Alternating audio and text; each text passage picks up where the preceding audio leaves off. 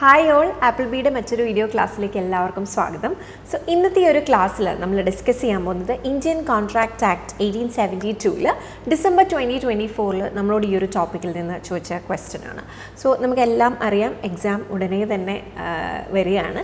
So നമ്മളെ സംബന്ധിച്ചിടത്തോളം ഏതൊക്കെ ടോപ്പിക്കാണ് ഇമ്പോർട്ടൻറ്റ്, പഠിക്കുമ്പോൾ നമ്മൾ എവിടെ ഫോക്കസ് കൊടുക്കണം, ഇങ്ങനെയുള്ള കാര്യങ്ങളെക്കുറിച്ച് കൃത്യമായിട്ടൊരു പ്ലാൻ ഇല്ല എങ്കിൽ നമ്മളെ അത് എഫക്റ്റ് ചെയ്യും. സോ വളരെ ഫോക്കസ്ഡ് ആയിട്ട് തന്നെ നിങ്ങൾ പഠിക്കേണ്ടുന്ന ഒരു സമയമാണ്. സോ വളരെ പ്രധാനപ്പെട്ട, അല്ലെങ്കിൽ നമ്മൾ അടുത്തൊരു എക്സാമിന് നമ്മൾ പ്രിപ്പയർ ചെയ്തുകൊണ്ടിരിക്കുമ്പോൾ നിങ്ങൾ കൃത്യമായി ഫോക്കസ് ചെയ്യേണ്ടുന്ന ഏരിയാസുകളാണ് ഈ പറയുന്ന ക്ലാസ്സസിലൊക്കെ നമ്മൾ ഇൻക്ലൂഡ് ചെയ്യുന്നത്. സോ നിർബന്ധമായിട്ടും വീഡിയോ പൂർണ്ണമായിട്ട് കാണാനും അതിൽ പറയുന്ന കാര്യങ്ങൾ കൃത്യമായിട്ട് പഠിക്കുവാനും ശ്രമിക്കുക എന്നുള്ളതാണ്. സോ എനിവേ ഡിസംബർ 2024 നമ്മളോട് ചോദിച്ച ക്വസ്റ്റ്യനിലേക്ക് നമുക്ക് വരാം. ക്വസ്റ്റ്യൻ ഇതായിരുന്നു: arrange the following point section wise from section 14 to 18 of Indian contract act. എപ്പോഴും ലീഗൽ ആസ്പെക്ട്സ് ഓഫ് ബിസിനസ് അല്ലെങ്കിൽ ലോ എന്ന് പറയുന്ന ഈ യൂണിറ്റ് പഠിക്കുമ്പോൾ നിങ്ങളോട് എപ്പോഴും പറയാറുള്ള കാര്യമാണ്, സെക്ഷൻസ് നമ്മളെ സംബന്ധിച്ചിടത്തോളം വളരെ ഇമ്പോർട്ടൻ്റ് ആണ്. ലോ പഠിക്കുമ്പോൾ ഓരോ ആക്ട് എന്നാ വന്നേ, അത് എന്ന നിലവിൽ വന്നേ എന്നുള്ള കാര്യങ്ങൾ പഠിക്കുക എന്നുള്ളതുപോലെ ഇമ്പോർട്ടൻ്റ് ആണ് സെക്ഷൻസും. അപ്പം ഇവിടെ നമ്മളോട് സെക്ഷൻസ് മാത്രമാണ് ചോദിച്ചിരുന്നത്. ഈ ഒരു ടോപ്പിക്ക് നമ്മളോട് ക്വസ്റ്റ്യൻ ചോദിക്കാറുള്ള ഒരു ഏരിയ ആണ് അല്ലേ. അതായത് ഇന്ത്യൻ കോൺട്രാക്ട് ആക്റ്റുമായിട്ട് ബന്ധപ്പെട്ട് ഇവിടെ ഇപ്പോൾ ഈ ചോദിച്ചിരിക്കുന്ന ടേംസ് എല്ലാം നമ്മളോട് സെപ്പറേറ്റ്ലിയും അല്ലെങ്കിൽ ഇതിൻ്റെ ഒരു സിറ്റുവേഷൻ മാത്രം തന്നിട്ട് ഇതിലേതാണ് എന്നുള്ള സാഹചര്യത്തിലൊക്കെ ക്വസ്റ്റ്യൻ ചോദിക്കുന്ന ഏരിയ ആണ്.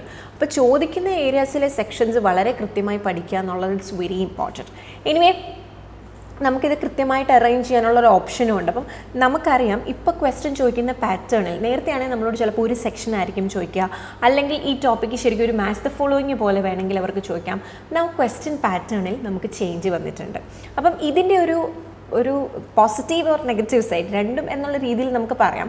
ഇവിടെ ഇതിൻ്റെ എല്ലാം സെക്ഷൻ അറിയാമെങ്കിൽ നിങ്ങൾക്കിത് പ്രോപ്പറായിട്ട് അറേഞ്ച് ചെയ്യാൻ പറ്റുള്ളൂ അല്ലേ. അതായത് നമുക്ക് രണ്ടെണ്ണത്തിൻ്റെ അറിയാം എന്നുള്ളത് കാര്യമില്ല. ബട്ട് ഒരു match the following type of question ആയിരുന്നെങ്കിൽ രണ്ടെണ്ണം അറിയാം എന്നുള്ളത് നമ്മളെ മേ ബി ഹെൽപ്പ് ചെയ്യും. കാരണം ഓപ്ഷനിലേക്കൊക്കെ വരുമ്പോൾ നമ്മൾ മാച്ച് ചെയ്തെടുക്കുമ്പോൾ നമുക്ക് രണ്ടെണ്ണം അറിയാമെങ്കിലും നമുക്കത് ആൻസറിലേക്ക് എത്താനായിട്ട് പറ്റും. പക്ഷേ ഇത് നമുക്ക് കുറച്ചുകൂടി കൺഫ്യൂസിങ് ആണ്. അതായത് നിങ്ങൾക്ക് നന്നായിട്ട് അറിയാമെങ്കിലേ നിങ്ങൾക്കിത് ചെയ്യാൻ പറ്റുള്ളൂ. അപ്പോൾ പഠിക്കുമ്പോൾ അത്രയും ക്ലാരിറ്റി കൊണ്ടുവരണം എന്നുള്ളതാണ് നമ്മൾ ശ്രദ്ധിക്കേണ്ടത്. ഇതിപ്പം ലോ ആകുമ്പോഴാണ് ഇങ്ങനത്തെ സെക്ഷനുകളും കാര്യങ്ങളും. നമ്മുടെ ബാങ്കിങ് ഏരിയ ആയിക്കോട്ടെ, അല്ലെങ്കിൽ ഈ പറയുന്ന ബിസിനസ് എൻവയോൺമെൻറ്റ് ഏരിയ ആയിക്കോട്ടെ, ഇവിടെ നിന്നൊക്കെ നിങ്ങളോട് ചോദിക്കാൻ സാധ്യതയുള്ള ഇൻസ്റ്റിറ്റ്യൂഷൻ്റെ ഇയറുകളാണ്. ഓക്കെ, അതും ഈ ഫോമിൽ നിങ്ങളോട് ചോദിച്ചിട്ടുണ്ട്, ഇനിയും ചോദിക്കാം. സോ അവിടെയും നിങ്ങൾ അങ്ങനെയുള്ള കാര്യങ്ങൾ ഫോക്കസ് ചെയ്ത് പഠിക്കാനായിട്ട് ശ്രമിക്കുക.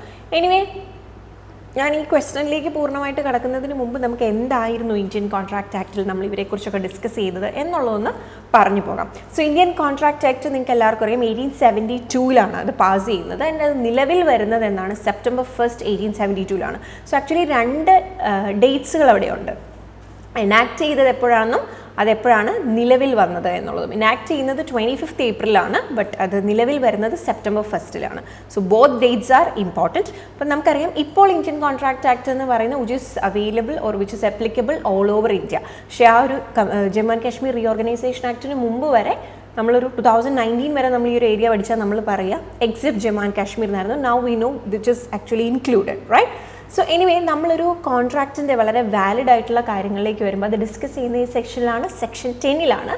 സോ സെക്ഷൻ 10 പ്രകാരം എന്തൊക്കെയാണ് ഒരു കോൺട്രാക്റ്റ് ആക്റ്റിൽ വേണ്ടുന്നത്, അല്ലെങ്കിൽ ഒരു കോൺട്രാക്റ്റ് ആവാൻ എന്തൊക്കെ എസെൻഷ്യൽ എലമെൻറ്റ്സ് മീറ്റ് ചെയ്യണം if they are made by the free consent of party. ശരിക്കും അതിനെ ബേസ് ചെയ്തിട്ടാണ് നമ്മളോടിപ്പോൾ ചോദിച്ച ക്വസ്റ്റ്യൻസ് അല്ലേ. ഫ്രീ കൺസെൻറ്റ് ഉണ്ടായിരിക്കണം. ദെൻ ഈ പറയുന്ന കോൺട്രാക്റ്റിൽ ഏർപ്പെടുന്ന വ്യക്തികൾ നിയമപരമായി കോമ്പീറ്റൻ്റ് ആയിട്ടുള്ള വ്യക്തികളായിരിക്കണം.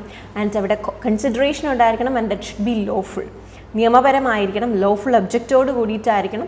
ആൻഡ് ചില കാര്യങ്ങൾ കോൺട്രാക്റ്റിൽ വോയിഡ് ആണ് എന്ന് രേഖപ്പെടുത്തിയിട്ടുണ്ട്. സോ അങ്ങനെയുള്ളവയെ ഇതിൻ്റെ പാർട്ടായിട്ട് നമുക്ക് കണക്കാക്കാൻ സാധിക്കില്ല. Okay, that's it. സോ അതിനെ നമ്മളൊന്ന് സിംപ്ലിഫൈ ചെയ്ത് പറയുകയാണ്: agreement, free consent, competency of parties, lawful consideration, legal object, not express to be void. ഇപ്പം നമ്മൾ പറഞ്ഞ എലമെൻസിനെ ഒന്ന് സിംപ്ലിഫൈ ചെയ്ത് പറഞ്ഞു എന്നേ ഉള്ളൂ. ഇതിൽ ഫ്രീ കൺസെൻറ്റിനെ ബേസ് ചെയ്തിട്ടായിരുന്നു നമ്മളോട് ക്വസ്റ്റ്യൻ ചോദിച്ചിരിക്കുന്നത്. സോ ഫ്രീ കൺസെൻറ്റിനെ നമ്മൾ മറ്റൊരു ഫോമിൽ പറയും consents are idem meeting the minds of people അല്ലേ. നമ്മൾ ഉദ്ദേശിക്കുന്ന അപ്പുറത്തെ ആളും അതേ ഫോമിൽ തന്നെയാണ് ഉദ്ദേശിച്ചിരിക്കുന്നത് എന്നുള്ളതാണ്.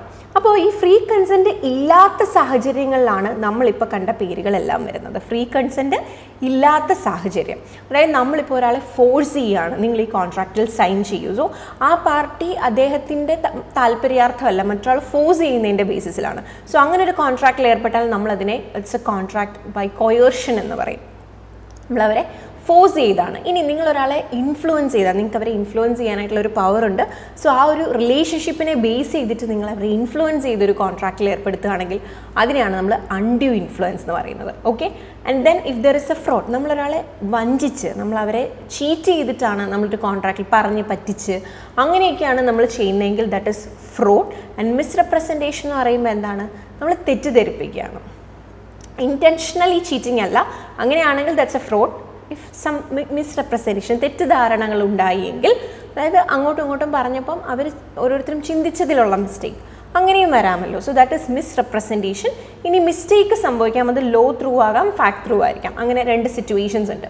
അപ്പോൾ ഇതെല്ലാം നമ്മൾ ഡിസ്കസ് ചെയ്യുന്നത് ഫ്രീ കൺസെൻറ്റ് ഇല്ലാത്ത സാഹചര്യമാണ്. എവിടെയാണ് ഫ്രീ കൺസെൻറ്റ് ആബ്സെൻറ്റ് എന്നുള്ളതാണ്. അപ്പോൾ ഇവിടെയൊക്കെ നിങ്ങൾ മനസ്സിലാക്കേണ്ട കാര്യം, ഫ്രീ കൺസെൻറ്റ് ഇല്ലാത്ത സാഹചര്യങ്ങളിലെല്ലാം കോൺട്രാക്റ്റ് നമ്മൾ വോയിഡബിൾ ആയിട്ടാണ് കണക്കാക്കുന്നത്. Voidable, what you mean by voidable? നമ്മൾ ടൈപ്സ് ഓഫ് കോൺട്രാക്റ്റിൽ പഠിക്കുന്ന ഒരു ക്ലാസിഫിക്കേഷനാണ് വോയിഡബിൾ. അപ്പോൾ വോയിഡബിൾ എന്നതുകൊണ്ട് എന്താ ഉദ്ദേശിക്കുന്നത്? It can be either void or valid. അതുകൊണ്ടാണ് അതിനെ വോയിഡബിൾ എന്ന് പറയുന്നത്. അത് വോയിഡുമാകാം വാലിഡുമാകാം. എപ്പോഴാണ് വോയിഡ് ആവുന്നത്? നമ്മളിപ്പോൾ ഒരാളെ, ഇപ്പോൾ ഇതിലേതെങ്കിലും സിറ്റുവേഷൻ നമുക്കെടുക്കും. ഇപ്പോൾ ഒരാളെ ഫോഴ്സ് ചെയ്ത് കോൺട്രാക്റ്റിൽ ഏർപ്പെടുകയാണ്. അപ്പോൾ ആ വ്യക്തിക്ക് ഈ കോൺട്രാക്റ്റ് കണ്ടിന്യൂ ചെയ്യാൻ താല്പര്യമില്ല. ഓക്കെ, അപ്പോൾ അയാൾക്കത് വേണ്ട എന്ന് വെക്കാനുള്ള പൂർണ്ണ അവകാശം. Depends on the force party. ആരെയാണോ നമ്മൾ ഫോഴ്സ് ചെയ്തത്, ആരെയാണോ ഫോഴ്സ് ഇവിടെ ചെയ്യപ്പെട്ടത്, ആ ഒരു വ്യക്തിക്ക് തീരുമാനിക്കാം ഈ കോൺട്രാക്റ്റ് കണ്ടിന്യൂ ചെയ്യണമോ വേണ്ടയോ എന്നുള്ളത്. So if that person decide not to continue, ഇതെന്ത് കോൺട്രാക്റ്റ് ആയിട്ട് മാറി? വോയിഡ്. ഇനി ആ വ്യക്തി തീരുമാനിക്കുകയാണ് okay let's go with continue ചെയ്തേക്കാം എന്നയാൾ തീരുമാനിക്കുകയാണെങ്കിൽ വിച്ച് ഇസ് വാലിഡ്. അപ്പോൾ വോയിഡബിൾ ആണ്. അത് ചിലപ്പോൾ വോയിഡും ആകാം, ചിലപ്പോൾ വാലിഡും ആകാം. അതുകൊണ്ട് ഫ്രീ കൺസെൻറ്റ് ഇല്ലാത്ത സാഹചര്യങ്ങളിലെല്ലാം ഏത് ടൈപ്പ് ഓഫ് കോൺട്രാക്റ്റ് ശരിക്കും രൂപീകരിക്കുന്നതെന്ന് ചോദിച്ചാൽ വിച്ച് ഇസ് വോയിഡബിൾ. അത് വോയിഡ് ആകുമോ വാലിഡ് ആകുമോ എന്ന് തീരുമാനിക്കുന്നത് ആരെയാണോ ഇവിടെ വഞ്ചിക്കപ്പെട്ടത്, അല്ലെങ്കിൽ ആരെയാണോ ഇവിടെ നമ്മൾ ഫോഴ്സ് ചെയ്യപ്പെട്ടത്, അല്ലെങ്കിൽ ആരാണോ ഇവിടെ പറ്റിക്കപ്പെട്ടത്, ആ വ്യക്തിക്ക് തീരുമാനിക്കാം ഈ കോൺട്രാക്റ്റ് കണ്ടിന്യൂ ചെയ്യണമോ വേണ്ടോ. സോ അദ്ദേഹത്തിൻ്റെ ഡിസിഷനെ ബേസ് ചെയ്തിട്ടിരിക്കും whether to continue or not, whether it will become valid or void. Right? So അത്രയും കാര്യങ്ങൾ നിങ്ങളിവിടുന്ന് ഈ ഒരു ക്വസ്റ്റനിൽ നിന്ന് പഠിക്കണം, അല്ലെങ്കിൽ അത്രയും കാര്യങ്ങൾ നിങ്ങളിവിടെ നോട്ട് ചെയ്ത് വെക്കണം. ഇനി സെക്ഷനിലേക്ക് വരുമ്പോൾ, സെക്ഷൻ 14-ൽ ഫ്രീ കൺസെൻറ്റ് എന്താണെന്നാണ് ഡിഫൈൻ ചെയ്യുന്നത്. 15-ൽ കൊയർഷനെ കുറിച്ചിട്ടാണ് പറയുന്നത്, 16-ൽ അൺഡ്യൂ ഇൻഫ്ലുവൻസിനെ കുറിച്ചും, 17-ൽ ഫ്രോഡിനെ കുറിച്ചും, 18-ൽ മിസ്റെപ്രസെൻറ്റേഷനെ കുറിച്ചും. ഓക്കെ, സോ ഇവിടെ അതേ ഓർഡറിലാണ് ഞാൻ പറയുന്നത്. Free consent, coercion, undue influence, fraud and misrepresentation. Okay, so now coming back to our question, arrange the following points section wise 14 to 18. 14 ഏതാ വരുന്നത്? ഫ്രീ കൺസെൻ്റ് ആണ്. And you can C A തന്നെ free consent ആണ്. ശരിക്കും A free consent ആണ്, അതായത് 14 ഇതാണ് എന്നുള്ളത് നമുക്ക് ഉറപ്പാണ്. എങ്കിൽ you can choose an option which starts with a. So yes, ഇവിടെ നിങ്ങൾക്കൊരു ഗുണം എയിൽ സ്റ്റാർട്ട് ചെയ്യുന്ന ഒറ്റ ഓപ്ഷനേ ഉള്ളൂ അല്ലേ? ആൻഡ് ബാക്കിയുള്ളതെല്ലാം അതിന് ശേഷമുള്ള സെക്ഷൻസ് ആണ് നമുക്കറിയാം. ഇപ്പോൾ സെക്ഷൻ 14 വരെ നിങ്ങൾക്ക് 15 അറിയാമായിരുന്നെങ്കിൽ നിങ്ങൾക്ക് കൺഫ്യൂഷൻ വരും. 14 ഏതാ എന്നുള്ളത് നമുക്ക് അറിയാമെങ്കിൽ ആൻസർ ചെയ്യാൻ പറ്റും. But if you know 14 exactly നിങ്ങൾക്ക് അറിയാമായിരുന്നുവെങ്കിൽ നിങ്ങൾക്ക് ഈ ആൻസർ വളരെ പെട്ടെന്ന് ചെയ്യാമായിരുന്നു. Anyway the first one free consent ആണ്. So it should start with A. ആ ബേസിസിൽ നിങ്ങൾക്ക് പറയാനായിട്ട് പറ്റും correct answer is option D എന്നുള്ളത്. ബട്ട് സ്റ്റിൽ നമുക്ക് ബാക്കിയുള്ളതും കൂടി ഒന്ന് പറഞ്ഞു പോകാം. The first one free consent ആണ്. സെക്കൻഡ് വരെ ഏതാണ്? കൊയേർഷൻ ആണ്. ദെൻ അൺഡ്യൂ ഇൻഫ്ലുവൻസ് വരും, ഫ്രോഡ് വരും, ആൻഡ് ഫൈനലി മിസ്റെപ്രസെൻറ്റേഷൻ വരും അല്ലേ? അങ്ങനെയാണ് നമ്മൾ ഡിസ്കസ് ചെയ്തത്. You can see from 14 to 18. അപ്പോൾ ഇത് പഠിച്ചു വെച്ചോണം. Anyway based on that you can say the correct answer for this question is option D.